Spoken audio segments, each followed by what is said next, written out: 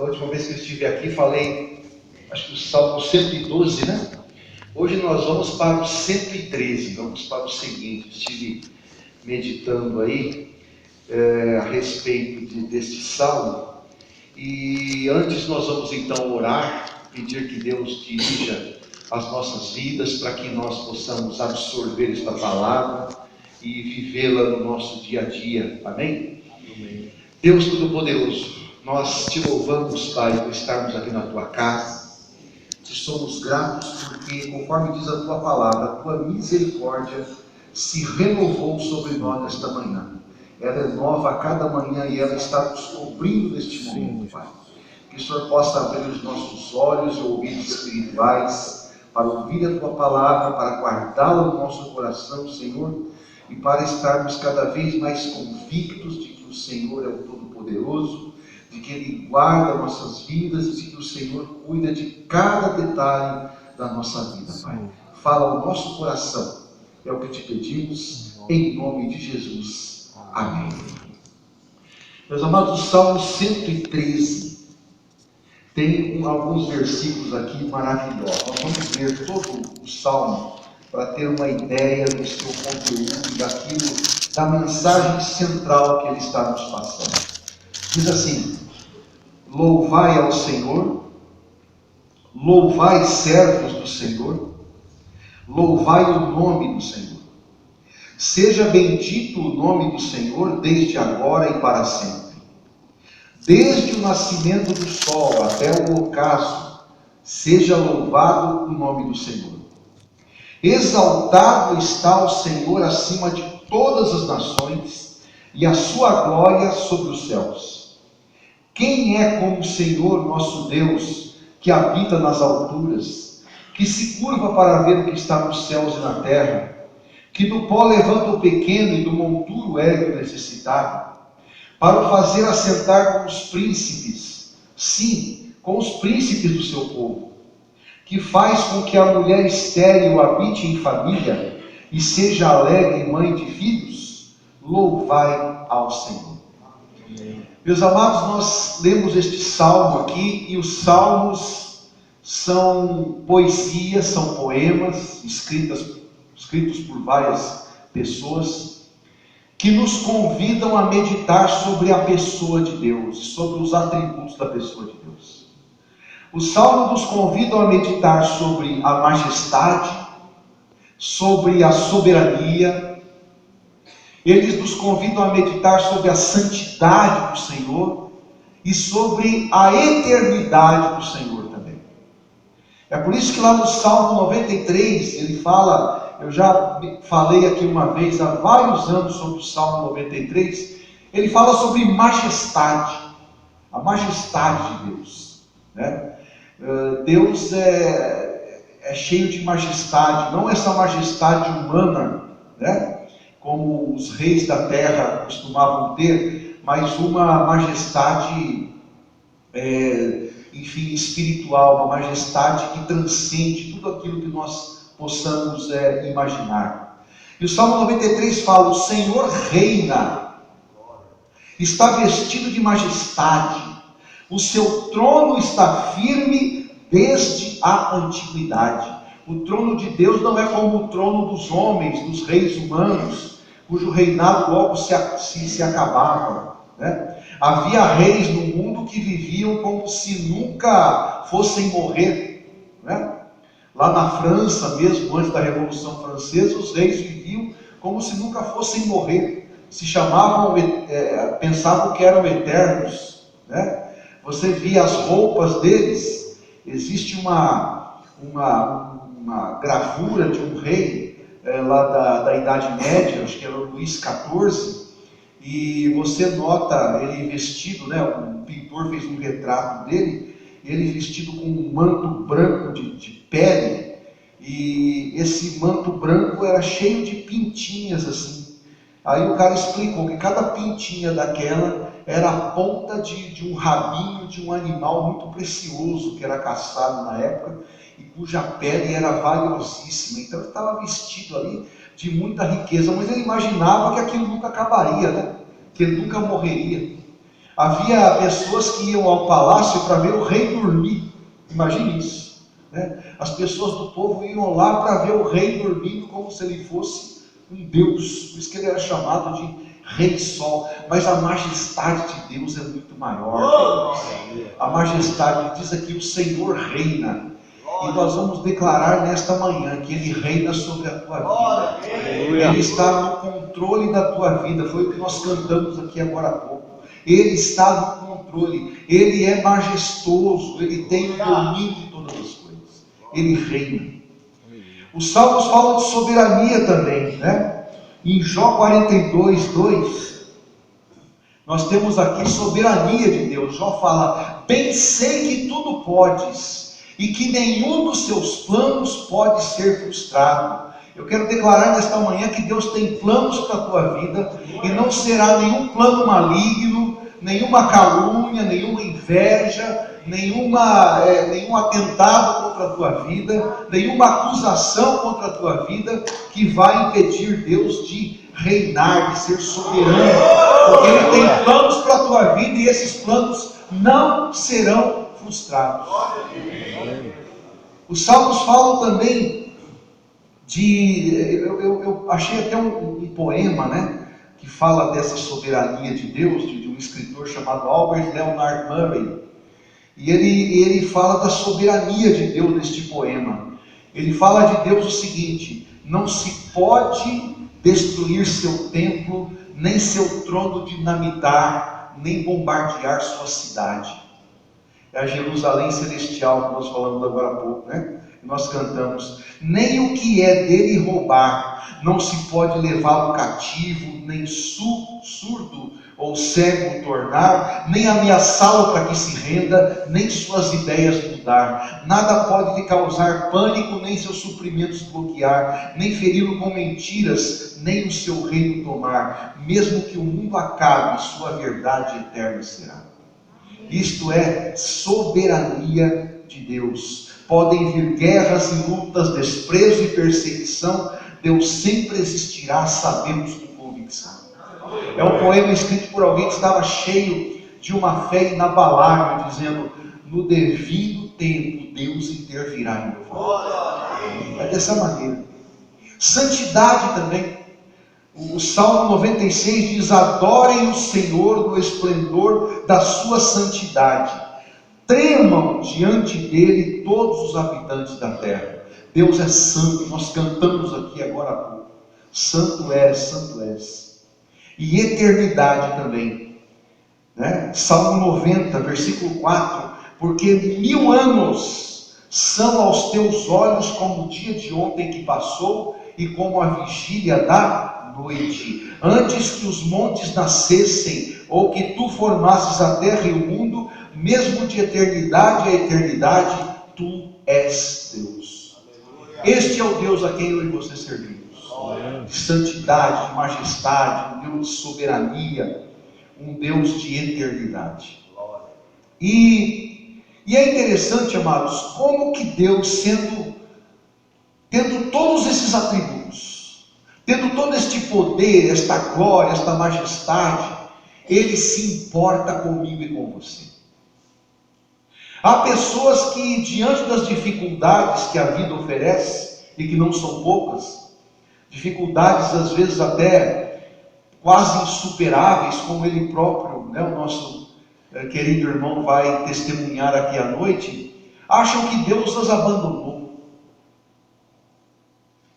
Elas se acham pequenas demais, e de fato, nós somos pequenos.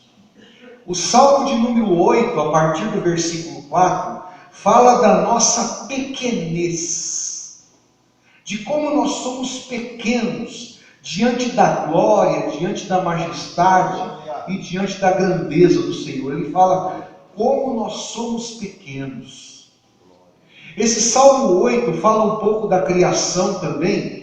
E o salmista diz assim: quando eu contemplo os céus, obra dos teus dedos, a lua e as estrelas que ali formaste, eu pergunto: que é o homem para que com ele se importes? O salmista olha para a grandeza de Deus e fala: Senhor, quem sou eu O que sou eu para que o Senhor se importe comigo? Eu vivo aqui algumas décadas apenas, eu vivo muito pouco tempo aqui. O que é que eu sou para que o Senhor se importe comigo? Eu sou muito pouco entre os bilhões de pessoas que já passaram por esta terra, trilhões talvez, eu não sei. Tem uma outra tradução que diz assim: o que é um simples ser humano para que penses nele, Senhor?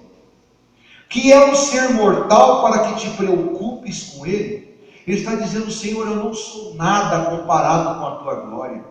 Eu não sou ninguém, eu sou quase um nada, mas o Senhor se preocupa comigo.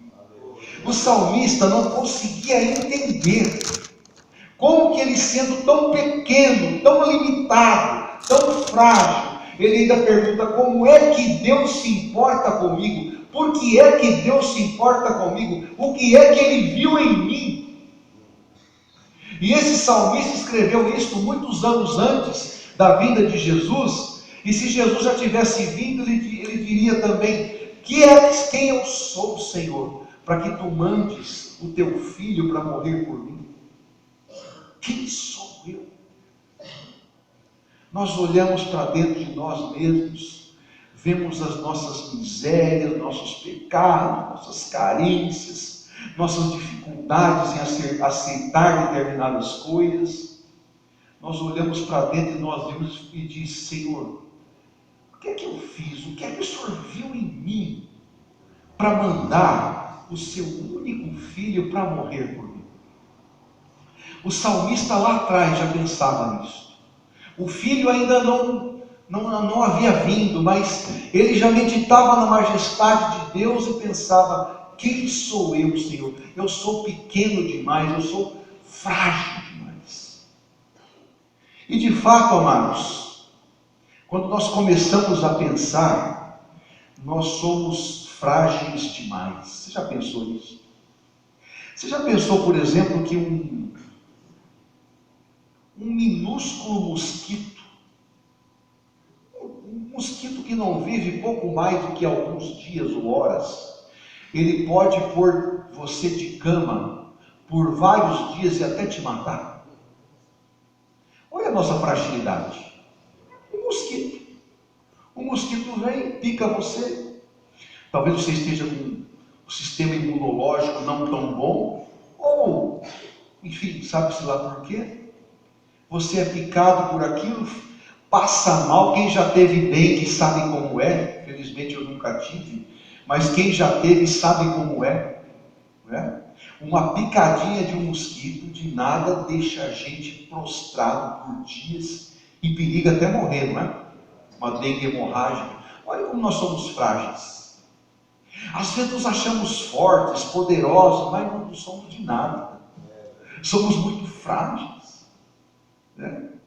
Um dente, uma dor de dentes. Qual é o tamanho de um dente perto do seu corpo? Ele é muitíssimo pequeno, mas uma dor de dente incomoda, hein? Ela nos dá um transtorno, não é? Um incômodo muito grande, noite sem dormir, de desespero, não é? Você desesperado com aquela dor. E essas coisas só vêm à noite, porque o corpo esfria à noite e aí a coisa pega, né? Dente, amados. Aliás, um dente infeccionado pode até matar alguém. Nós sabemos disso. Olha a nossa fragilidade, né? Você come um alimento qualquer em algum lugar, aí de repente você tem uma diarreia. Fala: agora eu vou morrer. Uma diarreia terrível. E se esse alimento estiver contaminado, a sua própria vida está correndo risco. Qual é a nossa fragilidade? Um alimento, o que é? Uma coisa, nós nos alimentamos toda hora, mas de repente aquilo pode causar um estrago. É a nossa fragilidade, né?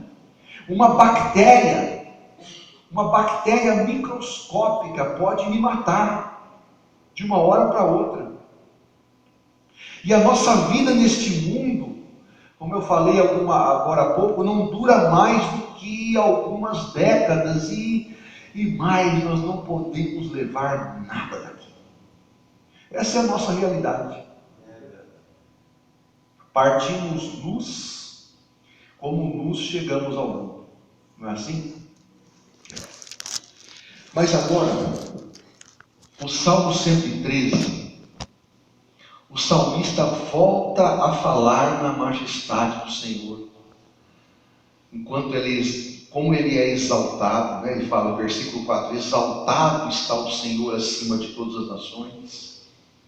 Ele fala no versículo 5, quem é como o Senhor nosso Deus? Quem é igual a Ele que habita nas alturas? Mas aí ele faz uma revelação tremenda. Ele diz assim, que se curva para ver o que está nos céus e na terra. Um Deus que se curva. Aqui diz que o Senhor habita nas alturas, mas ele se curva para ver o que está acontecendo aqui. E ele não está alheio.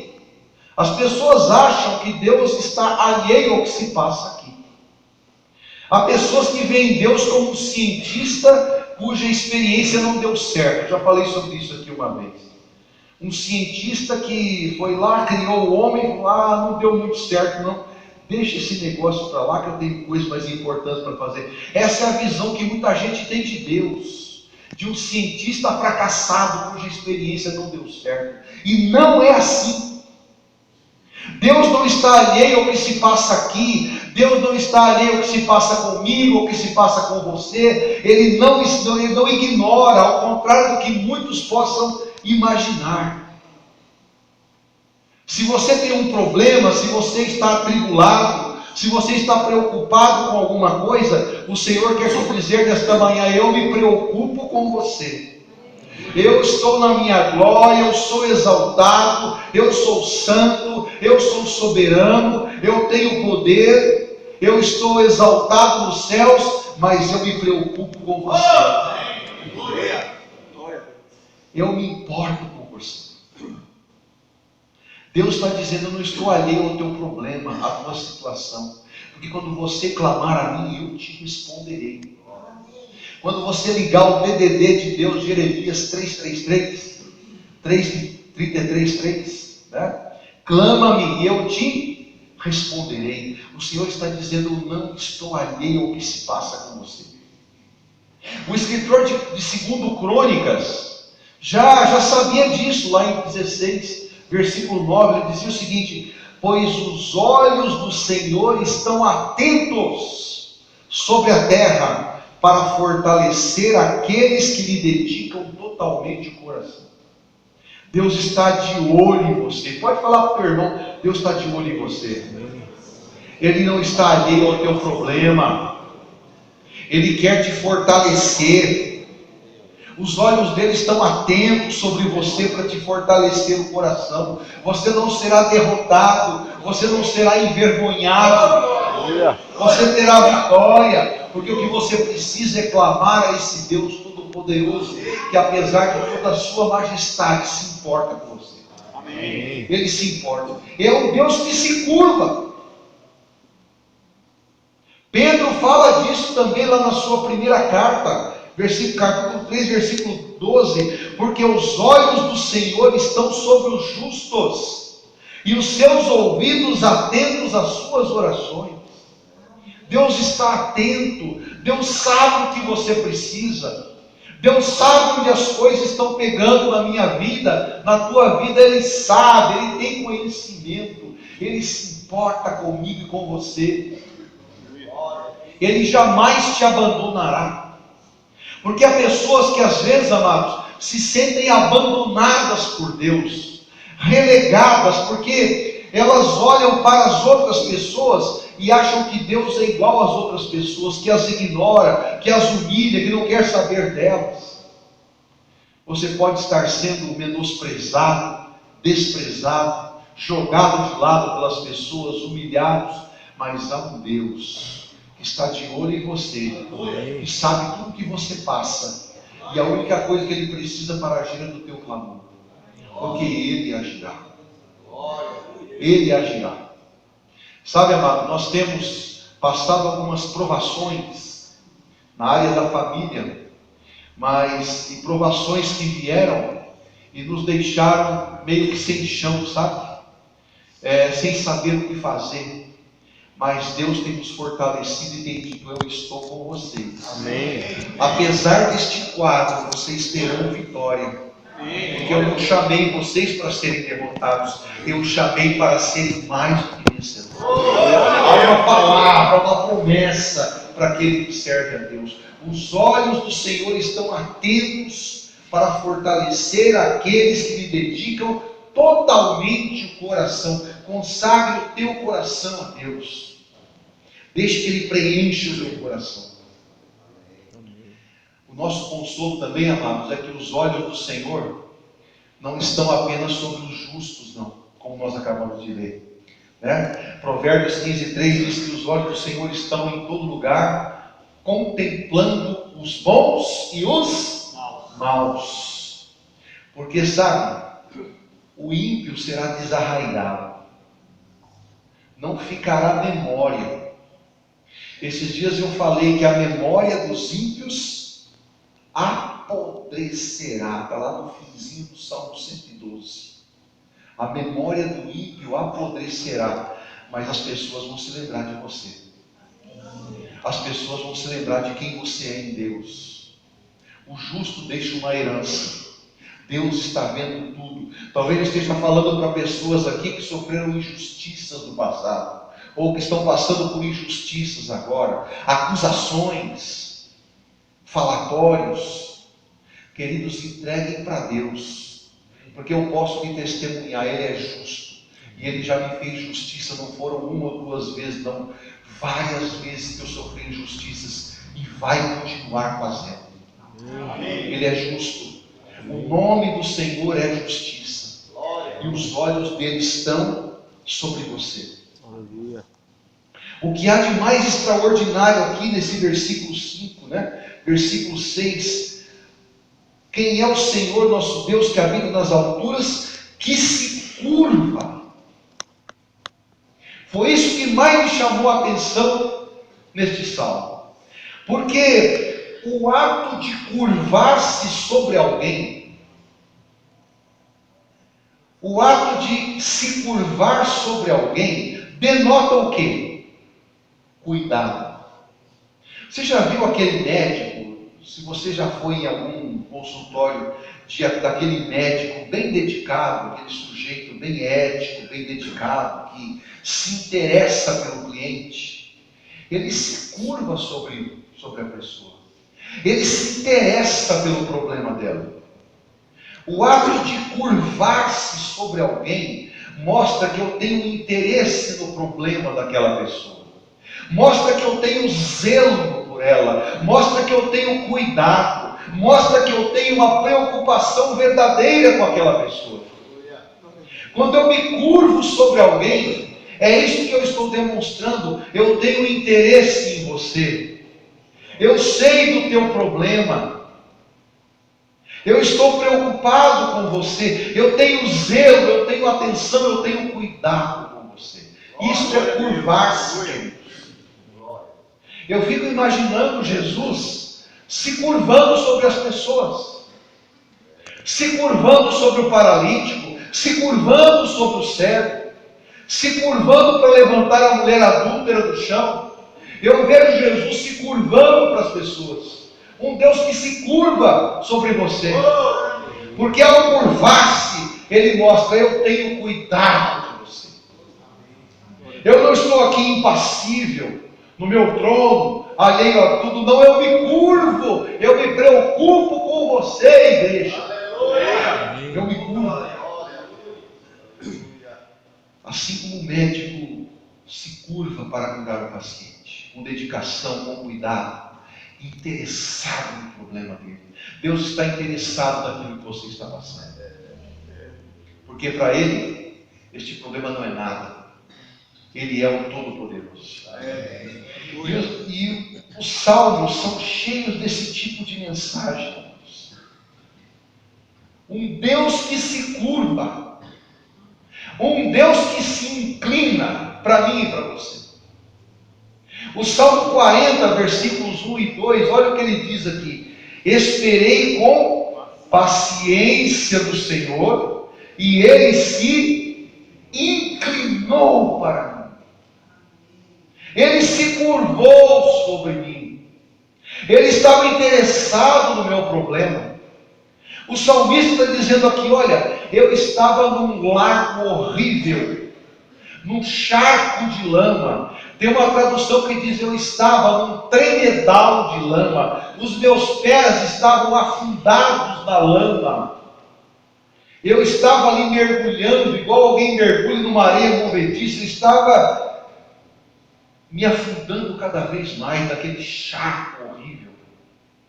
E aí ele diz, o Senhor veio, Ele se inclinou para mim, Ele ouviu o meu clamor, Ele me tirou dali, colocou os meus pés sobre uma rocha e me firmou os passos. É isso que Ele quer fazer. Talvez você esteja olhando para o teu lado e vendo, Senhor, eu estou afundando. Não sei, os problemas, talvez algum pecado que você queira vencer na sua vida, que já está te incomodando, situações familiares, financeiras, parece que você vai naufragar, parece que você vai afundar. Era como o salmista se sentia. Ele está dizendo, Senhor, eu estou afundando num charco de lama. As situações estão me sugando, estão me levando para baixo, eu estou afundando, Senhor. Mas aí ele clama, e ele diz, o Senhor se inclinou para mim.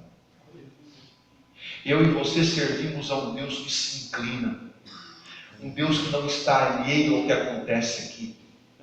Sabe, essa é a grande diferença, um Deus que se importa comigo e com você.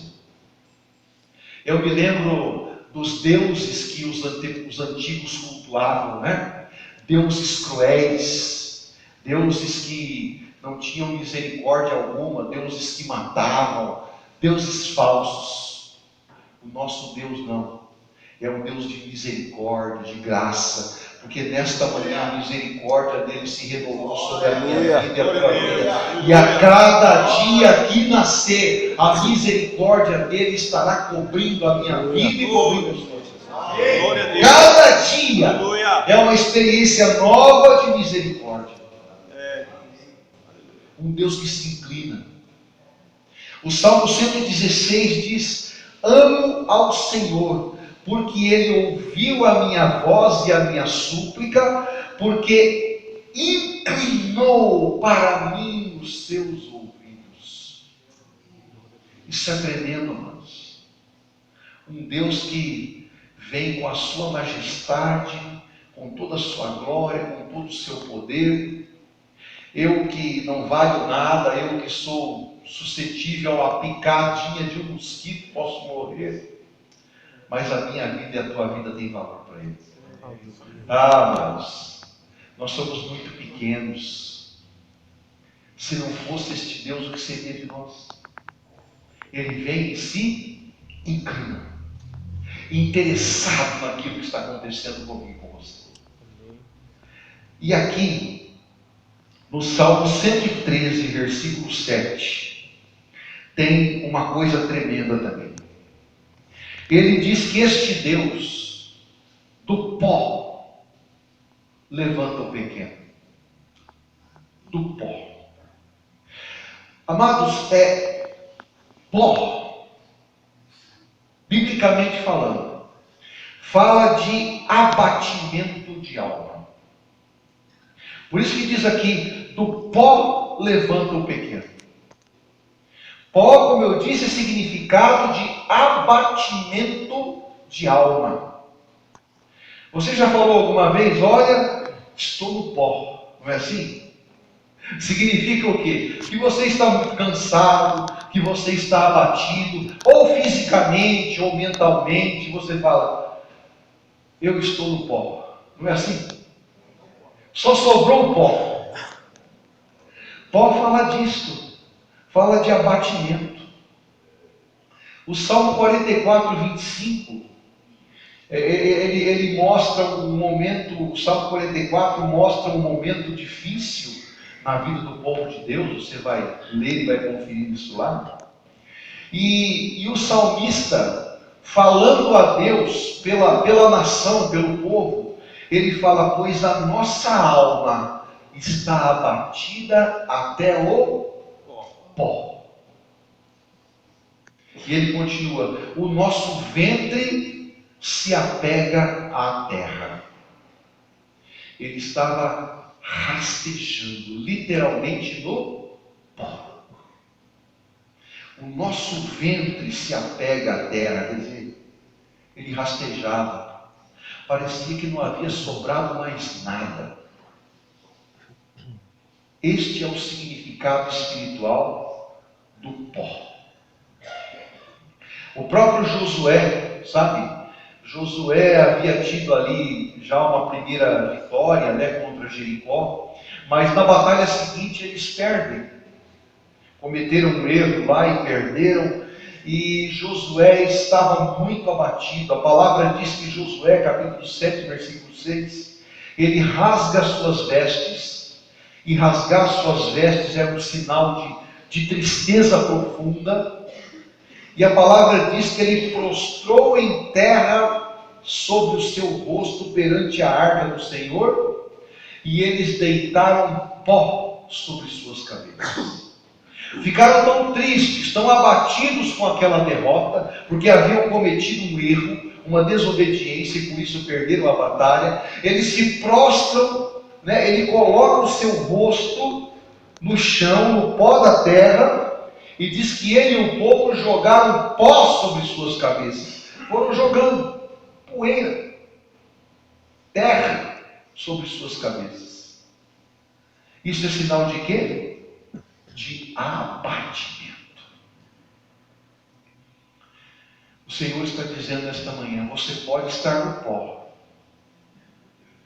no momento mais difícil, mas eu quero te levantar. O Senhor está dizendo: eu vou te levantar do pó. Basta clamar a Ele. Porque o Salmo 77, versículo 1 diz: clamei a Deus com a minha voz, a Deus levantei a minha voz, e Ele inclinou, olha aqui de novo, inclinou para mim os seus ouvidos.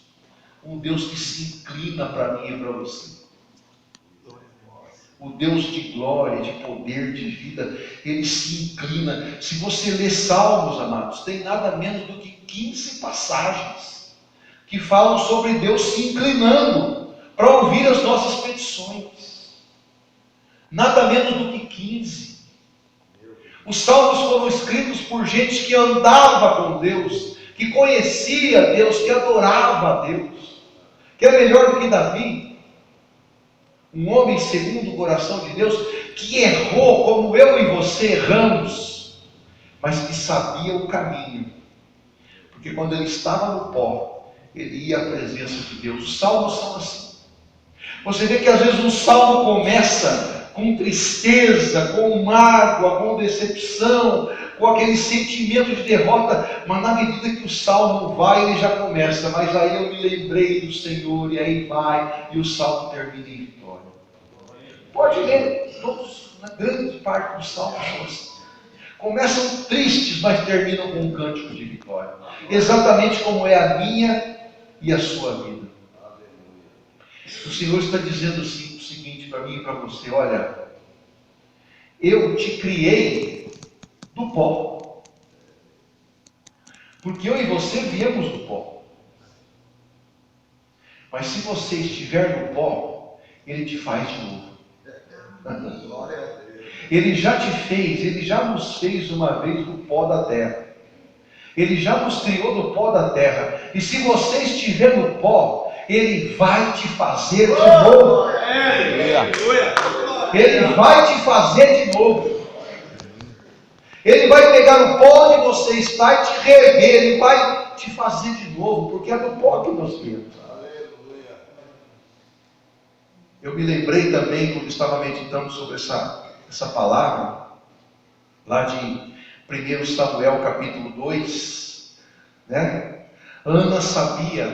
Ana, mãe de Samuel, sabia muito bem a dor do desprezo. Era uma mulher desprezada, porque era apontada por todos por não ter filhos. Todos falavam dela, né? A outra esposa do marido também tirava alguma na cara dela. E o pior é que o sujeito era, o marido dela era convencido, né? Ela se queixava, ele, eu não tenho filho, só a outra esposa tua tem e tal. Que era um costume pagão que acabaram adotando, né? De um homem ter mais de uma mulher, enfim. Aí ela falava, eu estou tão triste porque eu não consegui te dar um filho. Ela fala, olha, Ana, eu te sou melhor do que 10 filhos. Olha que cara convencido. Até com isso ela tinha que lidar com o marido que se achava convencido.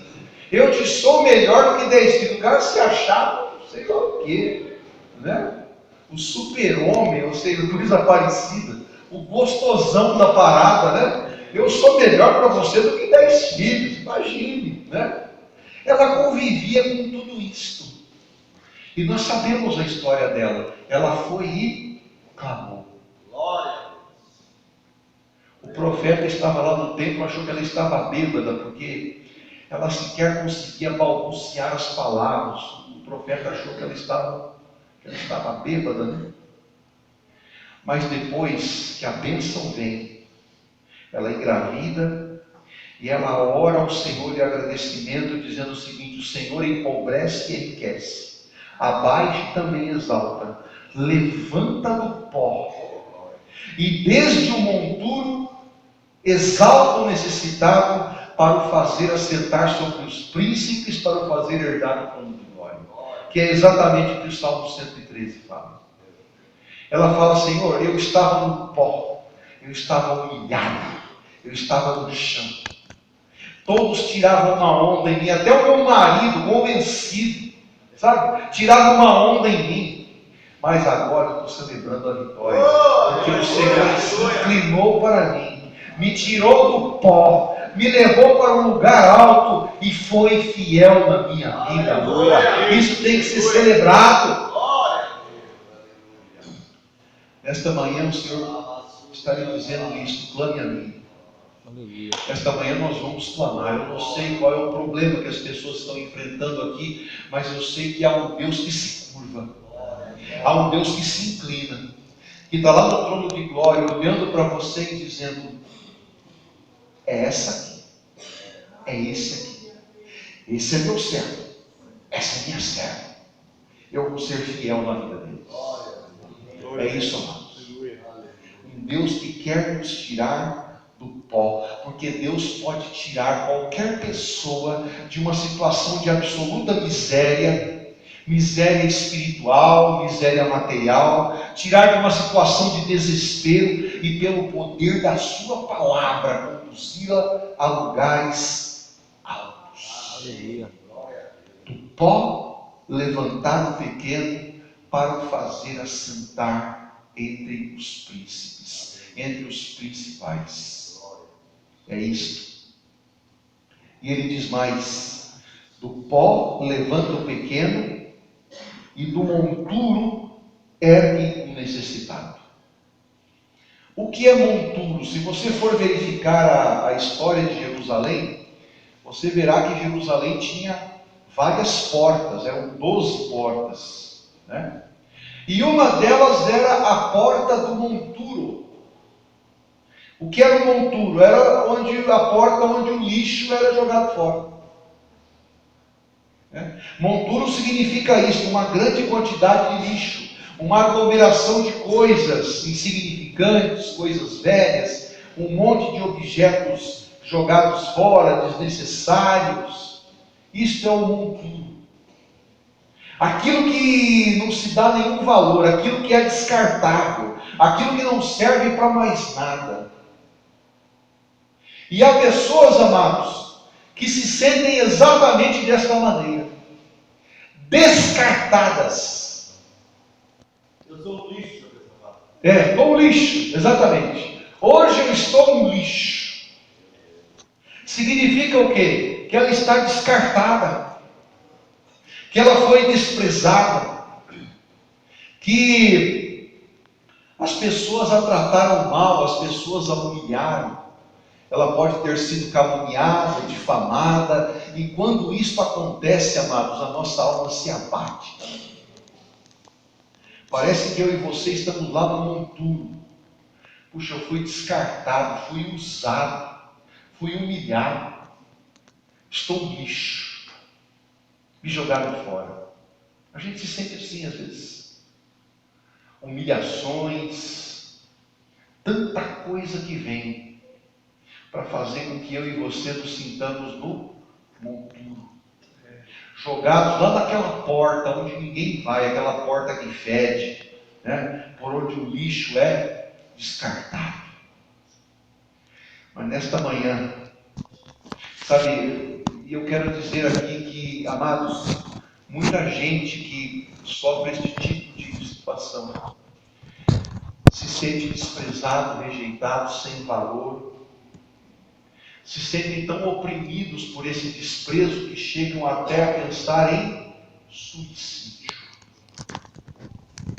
Eu não sei o que acontece aqui nesta região, mas eu vivi aqui durante 7 anos. Foi algo que me impressionou bastante. Durante a época que eu residi aqui, o número de pessoas que se suicidam aqui nesta região. É uma coisa que me chamou a atenção, sabe? Parece que há um espírito de morte aí para levar as pessoas a cometerem aquela atitude impensada. E a pessoa pensa que não tem valor algum para Deus. E começa a pensar em tirar a própria vida, pensando que isso vai resolver tudo. Não vai resolver tudo. Nós temos um Deus que se inclina a nós. Um Deus que se curva para nós.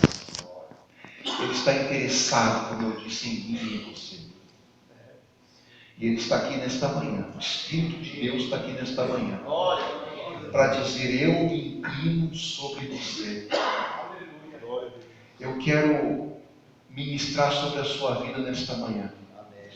Eu sei que há pessoas que precisam de um toque da presença do Senhor, que precisam de um toque de Deus para continuar, para prosseguir. Talvez você esteja lá no monturo, né?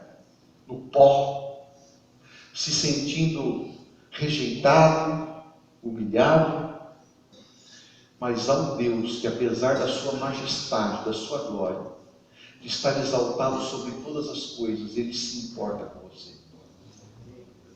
Talvez você diga, Deus, eu não estou conseguindo me livrar dessa situação, deste pecado, dessa situação. Deus, a situação em casa está difícil, minha família, minhas finanças. Eu estou me sentindo no pó, eu não sei mais para onde correr, Senhor. Não sei mais o que fazer. Já passei e tenho passado por humilhações, estou no pó, me sinto como se estivesse no monturo. Mas o Senhor quis que eu estivesse aqui nesta manhã como um vaso dele, porque eu não sou nada, eu sou um mero vaso, para dizer para você, meu servo e minha serva, eu me inclino. Amém. Eu estou inclinado sobre você. Amém. Eu me debruço sobre você, eu me curvo do meu trono de graça para te dar a glória. Basta que você clame. Eu vou pedir para ministrar uma música, uma canção suave, talvez de um teclado aqui, porque eu gostaria que você ficasse em pé, meus amados, e eu quero ministrar sobre a tua vida. Eu quero impor as mãos sobre você para declarar a bênção do Senhor sobre a tua vida. Sabe, se você quiser vir aqui à frente, você que quer um toque da presença do Senhor, uma palavra de fé, de esperança, eu gostaria que você viesse à frente, porque há um Deus que se inclina sobre a tua vida e Ele vai fazer grandes coisas. Ele vai fazer grandes coisas. Oh Deus, Senhor, à medida que eu for impondo as mãos, por favor, volte para o teu lugar, para que outros possam vir. Eu quero ministrar sobre a tua vida. Você vai sair daqui hoje, vai chegar na tua casa e vai fazer um clamor pela situação que você está vivendo. Você vai rasgar o seu coração diante do Senhor. Vai rasgar mesmo. E tenha certeza, Ele vai ouvir e Ele vai fazer coisas nestes dias sobre a tua vida. Porque Ele se inclina para você nesta manhã. Ele não está alheio ao teu problema, Ele é um Deus de amor. Amém. Aleluia. E eu vou ministrar sobre cada vida aqui a graça, o poder, a salvação do Senhor sobre a tua vida. Amém. Eu vou ministrar a bênção de um Deus que se importa, convive com você, mesmo nós sendo tão insignificantes, amados. E Ele vai fazer coisas nesses dias. Aleluia. Basta você clamar a este Deus maravilhoso. Pai, Aleluia. em nome de Jesus, eu ministro sobre cada servo, sobre cada serva aqui a tua bênção, Pai. Eu declaro, Senhor, que nada vai impedir o teu agir. Eu declaro, Amém. oh Senhor, que nada vai impedir o teu agir, porque neste momento o Senhor se inclina. Ele se inclina sobre a sua vida neste momento e diz: meu servo, minha serva, eu estou contigo. Eu nunca te deixarei, eu jamais te abandonarei. Amém. Se você passar pelo fogo, você não vai se queimar. Se você passar pelas águas, você não vai se afogar. Porque eu estarei contigo todos os dias até a consumação do século.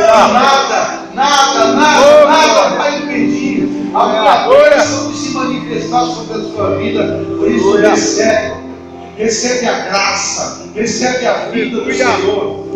Recebe em nome de Jesus. Recebe a paz, recebe o entendimento. Recebe a graça, a vida, o poder e a glória do Senhor. Eu ministro sobre a tua vida e declaro que esse Deus nunca se apartará de ti, porque Ele é fiel e Ele fará coisas nestes dias por você. Ele te honrará, Ele glorificará o teu nome na sua vida, Ele te fará conhecer. Ele te fará conhecer o esplendor da sua glória, a fidelidade da mão do Senhor.